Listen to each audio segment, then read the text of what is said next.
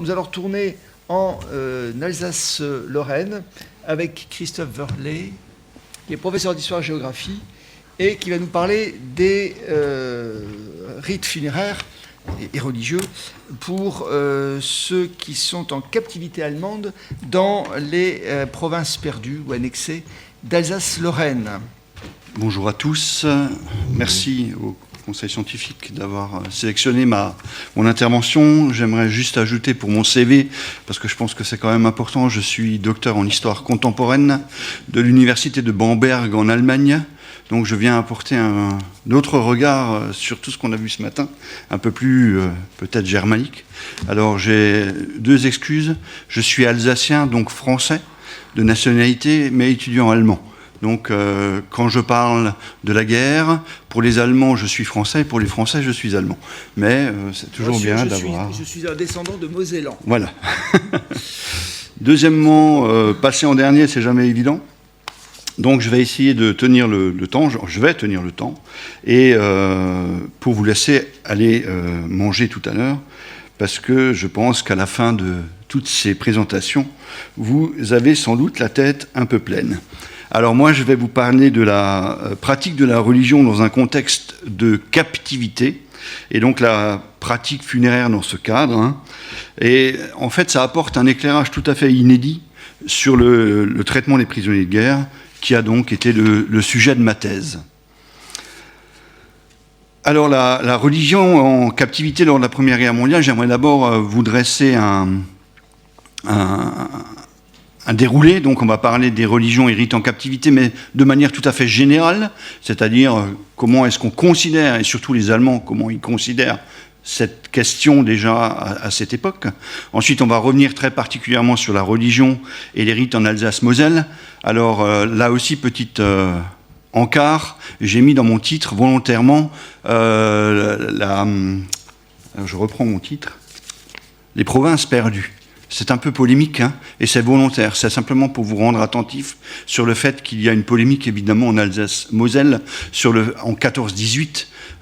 Nous sommes allemands en Alsace-Lorraine, Moselle très particulièrement, et la question de savoir si on va se battre sur le front français ou allemand, pour la majorité, ne se pose pas à ce moment-là, et donc il faut bien se dire que, surtout en campagne et non pas dans les villes, les Alsaciens sont maintenant plutôt du côté allemand. Je pense que c'est quand même important de le remettre parce que, évidemment, les captifs qui vont arriver là vont subir aussi cette nouvelle façon. Et nous parlerons enfin, la troisième, le patrimoine funéraire et surtout ce qu'on en a fait en Alsace-Moselle dans un but de retour à la France, évidemment, et aussi d'autres pays qui ont voulu, par le patrimoine funéraire, mettre en avant un culte du héros, hein, et donc nous intéresser cette question-là. La pratique de la religion en captivité donc, est considérée et réglée par la Convention concernant les lois et coutumes de la guerre de La Haye du 18 octobre 1907. Et donc, elle précise déjà à ce moment-là que toute latitude est laissée aux prisonniers de guerre, je parle bien des captifs, hein, attention, hein, pour l'exercice de leur religion, y compris l'assistance aux offices de leur culte. Ces premières images que vous voyez là nous montrent différents cultes pratiqués donc en captivité. La première, sur une carte postale, ici, hein, nous montre donc des prisonniers de guerre russes juifs qui assistent à une célébration en présence du rabbin Mannheimer à Oldenburg. Et donc ça, c'est un camp de prisonniers de guerre en Allemagne. Ensuite, la seconde, qui nous montre ici une photographie d'un fonds privé, d'un prisonnier de guerre du camp de Golzern, donc ça c'est près de Leipzig, et elle montre des prisonniers de guerre assistant ici au culte catholique, au sein même de l'église du village, et cette église était mise à disposition de l'aumônier militaire afin de pratiquer la messe. Alors on utilisait l'église, on n'avait pas le droit de se mélanger avec la population locale, mais on avait le droit d'utiliser le lieu local pour y pratiquer la messe. La troisième image, le camp de Zossen, ça c'est au sud de Berlin, lui rassemble des prisonniers de guerre musulmans, des armées coloniales françaises et britanniques, et là encore, hein, on constate effectivement qu'il y a une pratique du culte dans les camps. Alors évidemment, On peut penser que la visée de ces images imprimées sur carte postale est plutôt une manière de faire la propagande aussi, évidemment. Certes, il n'est pas à exclure que l'armée prussienne cherchait ici à montrer qu'elle respectait scrupuleusement les conventions et les mises en scène sont plutôt réussies, on le voit bien ici. Toutefois, en croisant les sources, et particulièrement les courriers des prisonniers de guerre, qui sont très nombreux pour l'époque, force est de constater que la religion y est souvent énumérée et la pratique du culte rapportée. Dans un rapport au sujet de la guerre de Crimée, pour revenir un peu en arrière, les témoignages vont dans le sens d'un respect déjà de la pratique religieuse. Ainsi, un rapport, comme on va le voir ici, de 1855 sur le front d'Orient, dit qu'un prêtre grec vient assister les prisonniers pour leur pratique religieuse pendant la Semaine Sainte dans un camp de prisonniers de l'Empire ottoman à Constantinople. L'abbé Auguer, ambulance des armées d'Orient, qui est prisonnier au camp de Zeitenlink en 1916, rend compte à son autorité. Donc ce camp est situé dans l'agglomération de Thessalonique, en Grèce. Il écrit « J'ai pu me procurer un autel portatif, ce qui me donne d'abord toute facilité de célébrer chaque jour, et d'autre part, nous permet de fournir la messe aux malades le dimanche. Un assez grand nombre y assiste. Assez souvent, nous voyons des prisonniers qui relisent leurs petits paroissiens ou d'autres livres de piété et cantiques. Ainsi avons-nous la consolation de faire toujours un peu de bien. » Afin de clôturer cette introduction sur le respect donc, de la pratique religieuse en captivité, il convient aussi de préciser que les soldats allemands et austro-hongrois en captivité russe ont bénéficié de la possibilité, eux aussi, de pratiquer leur religion. On a d'ailleurs retrouvé des archives russes d'Irkoutsk qui conservent un document ordonnant le droit d'accès aux églises aux prisonniers de guerre. Les popes, lorsqu'il n'y a pas de possibilité de trouver un prêtre de la religion du soldat, nécessitant donc les derniers sacrements, ont ordre de veiller à ce que les sacrements soient donnés et donc qu'ils puissent pratiquer leur culte. Enfin, je termine sur une dernière image. Donc là, on est sur le front d'Orient et on va encore avancer un petit peu. Et là, une dernière image. Donc là, nous sommes en France. Ce sont là des soldats, des prisonniers de guerre allemands qui fêtent la nativité au camp de Barcelonnette. Donc on voit que le respect de la religion est quand même assez important déjà en 1914-18. On aborde donc la deuxième partie qui nous ramène donc en Alsace et Moselle. Donc évidemment de nombreuses nationalités et de fait de nombreuses religions se côtoient dans les camps de prisonniers de guerre et détachements de travail allemands le long de la ligne de front sur les territoires donc du Reichsland Alsace-Lorraine. Les prisonniers de guerre français, évidemment, sont les premiers captifs à entrer en captivité allemande et donc à rejoindre des camps de prisonniers de guerre, souvent situés en Alsace. Comme ils sont pour la plupart de même religion que les Alsaciens, la question de la religion ne semble pas poser de problème particulier à la pratique religieuse dans cette région allemande. Protestants et catholiques peuvent donc pratiquer avec leurs aumôniers militaires, juifs, orthodoxes, mais aussi musulmans, comptent dans le rang des aumôniers pouvant pourvoir aux besoins spirituels des captifs. Vous avez ici plusieurs représentants du culte de chaque religion. Les armées allemandes veillent particulièrement au respect de la mise en œuvre des honneurs militaires lors d'inhumations de soldats et également des captifs en leurs mains. Les archives de la commune de Rüdesheim, par exemple, dans le Haut-Rhin, qui accueille un cimetière militaire allemand sur son banc, permet de constater que chaque captif décédé dans le détachement de travail a été inhumé dans le carré militaire du camp, dans le carré d'honneur. Les soldats français sont inhumés dans le même carré d'honneur que les Allemands. Seuls sont séparés, alors on avance un peu trop vite, parce que là ça ne bouge plus, je vous dirai nous, les Roumains de confession orthodoxe sont inhumés, eux, dans un carré qui leur est réservé, mais jouxtant immédiatement le carré des Allemands. Alors sur un plan, on le voit d'ailleurs, qu'un soldat, un chasseur alpin de Carcassonne repose au milieu des soldats allemands. Il n'a pas été fait de différence et on l'a inhumé avec les honneurs militaires comme les autres soldats qui reposent dans ce carré. Et on parle ici d'une inhumation en 1917. Donc relativement tardive, et on voit qu'en Alsace particulièrement, cet honneur rendu aux soldats est respecté. Un acte de décès a été retrouvé dans les archives d'une commune du Bas-Rhin à propos d'un de ces prisonniers de guerre roumains dont je vous parle, et il indique donc que le 17 novembre 1917 est décédé en Alsace un prisonnier roumain nommé Moscovitz Marcel, matricule 37509, âgé de 24 ans, de religion juive et originaire de Virsloy. Les recherches dans les archives ont permis d'identifier Moscovici, alors il y a une petite différence, hein, Moïse, qui est effectivement né en 81 à Vaslui, donc Virsloy, c'était en fait Vaslui. Hein. Alors les tombes roumaines en Alsace, c'est un peu compliqué. Les Allemands n'ont pas l'oreille très latine, hein, et donc reproduisent sur les tombes ou sur les actes de décès de manière orale. Donc ce soldat était soldat de la première compagnie du 64e régiment d'infanterie, fait prisonnier le 11 novembre 16 à Vallée-à-Marais, et on retrouve la tombe de ce prisonnier de guerre, j'ai cherché un moment, dans un cimetière juif civil à Quatzenheim, et ça montre donc que les autorités militaires, alors que ce soldat était dans le sud de l'Alsace, se sont donné la peine d'emmener ce soldat dans le Bas-Rhin, donc à plus de 100 km, pour l'inhumer dans un cimetière israélite, pour respecter sa confession. Et on est en fin 17. Donc c'est quand même assez intéressant.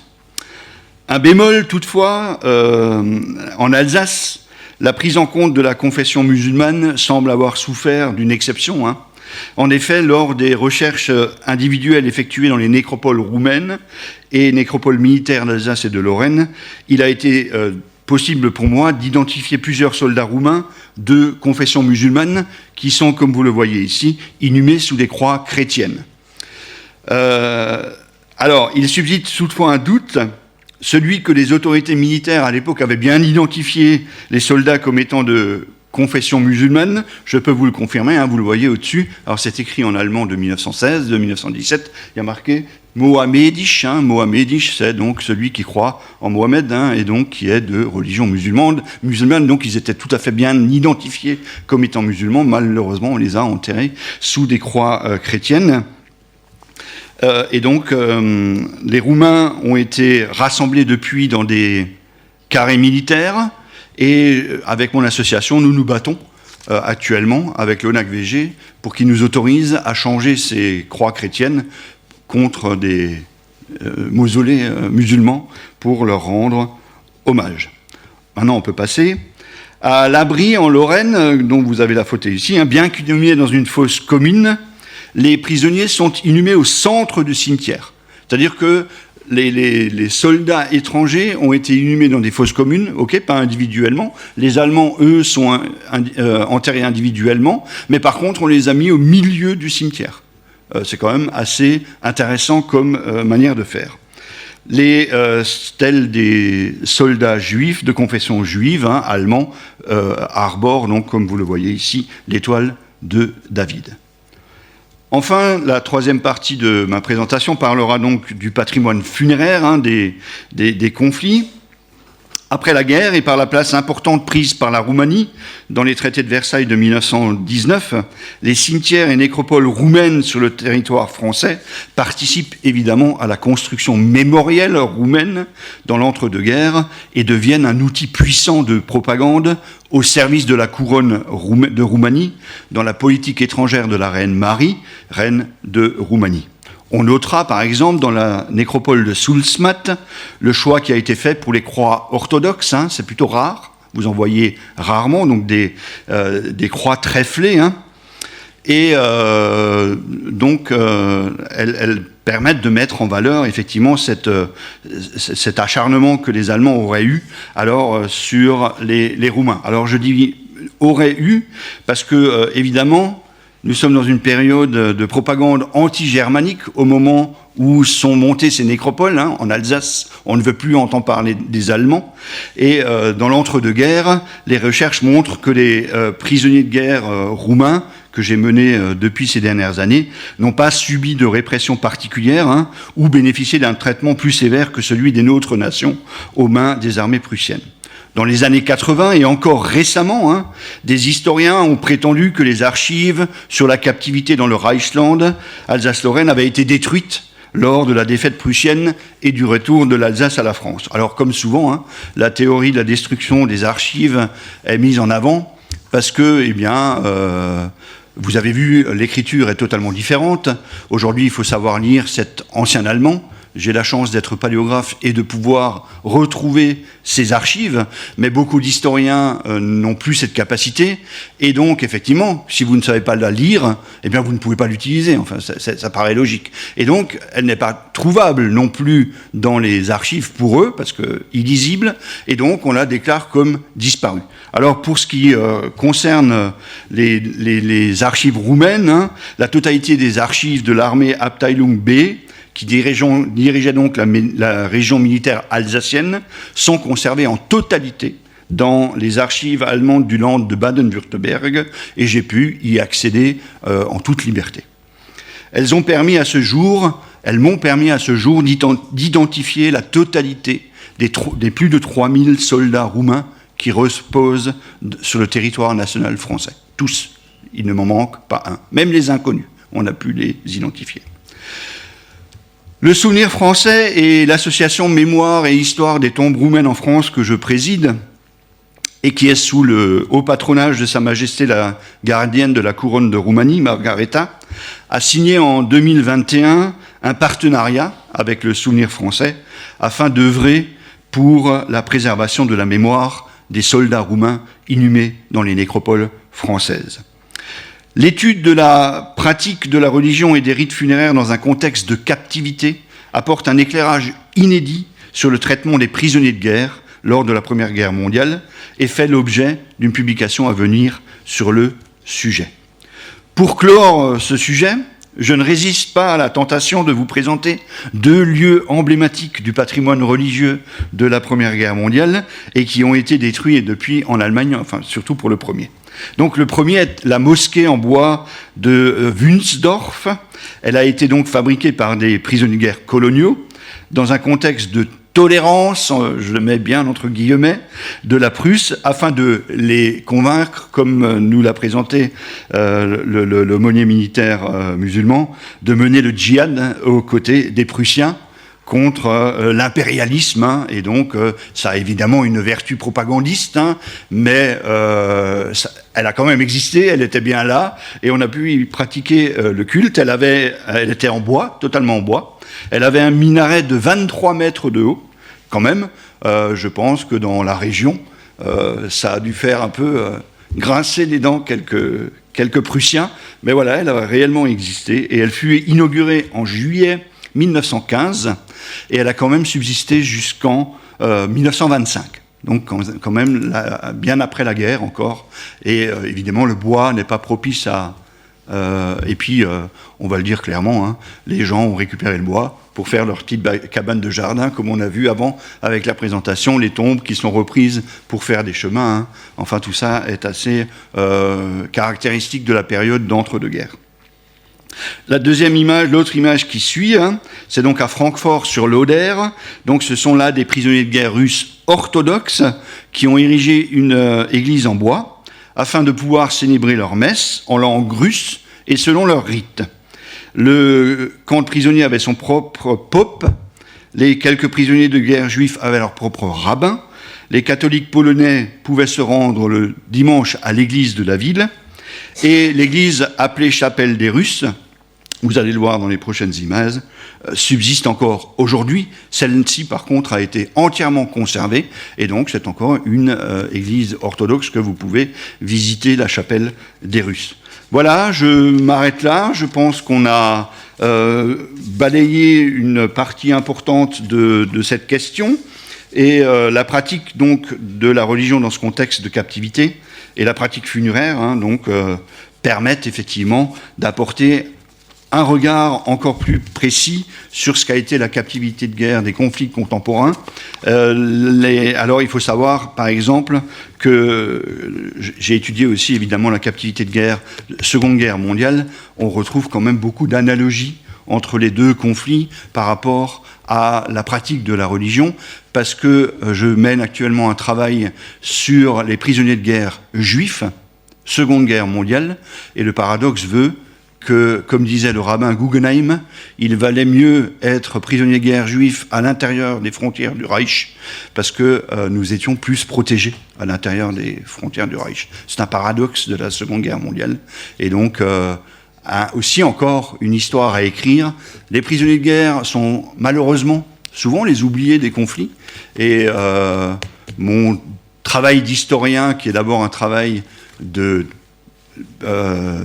scientifique, devient après, par mon engagement au service de l'histoire, je suis président donc de l'association Histoire et Mémoire des Tombes roumaines en France, mais aussi de l'association Stolperstein en France. Ce sont des pavés de mémoire que nous posons en mémoire des victimes du nazisme. Eh bien, après mon travail d'historien, je deviens un historien militant, ce qui parfois m'est reproché, mais j'en fais mon affaire. Merci pour votre écoute. Merci pour votre présentation qui montre à sa manière aussi la dimension mondiale de la guerre. Hein, un petit territoire, enfin, ça c'est pas gigantesque, c'est pas l'Europe, c'est pas un petit territoire, et on a une concentration de soldats qui viennent d'armées très diverses et de pays, de régions extrêmement diverses. Voilà, et donc c'est là aussi, à travers cette représentation de la captivité, on n'est même pas dans des zones de combat où, très marginalement, il y a eu des combats quand même, notamment au sud de l'Alsace, mais on est là aussi, là, au cœur de la dimension mondiale de la guerre. Je crois que ça semble évident de parler toujours de la Première Guerre mondiale, mais en réalité, il faut pouvoir toucher cette mondialisation très localement, les champs de bataille et les champs de prisonniers aussi, les camps de prisonniers aussi.